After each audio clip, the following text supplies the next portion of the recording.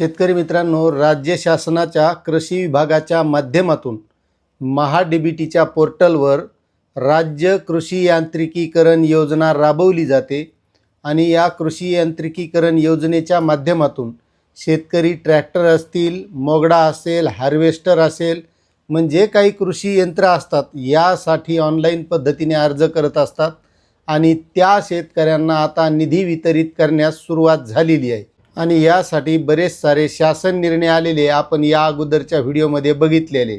आता विविध जिल्ह्यामध्ये याचं वितरणसुद्धा सुरू झालेलं आहे।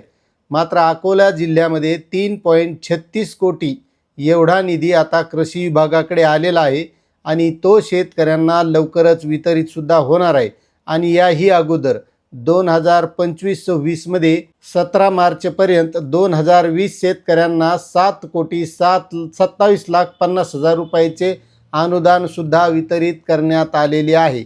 आता तुम्हाला हे अनुदान मिळालेलं आहे का नक्कीच कमेंट करा, किंवा तुम्ही कोणत्या अवजारासाठी अर्ज केला होता आणि तुमचं अनुदान हे कधीपासून प्रलंबित आहे हे सुद्धा कमेंट करायला विसरू नका।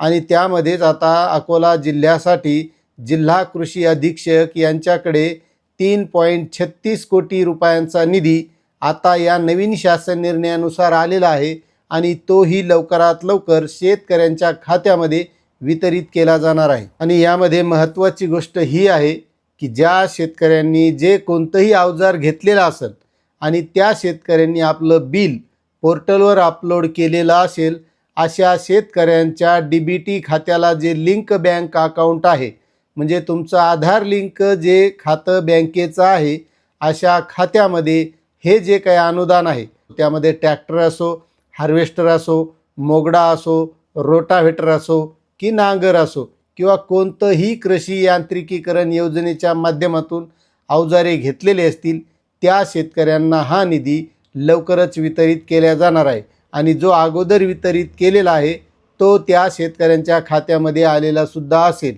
अशा शेतकऱ्यांनी नक्कीच हा निधी तुम्हाला आलेला आहे का हे नक्कीच कमेंट करून सांगा। चॅनलवर नवीन असाल तर सबस्क्राईब करा, व्हिडिओला लाईक करा आणि जास्तीत जास्त शेतकऱ्यांना ही माहिती शेअर करा। धन्यवाद।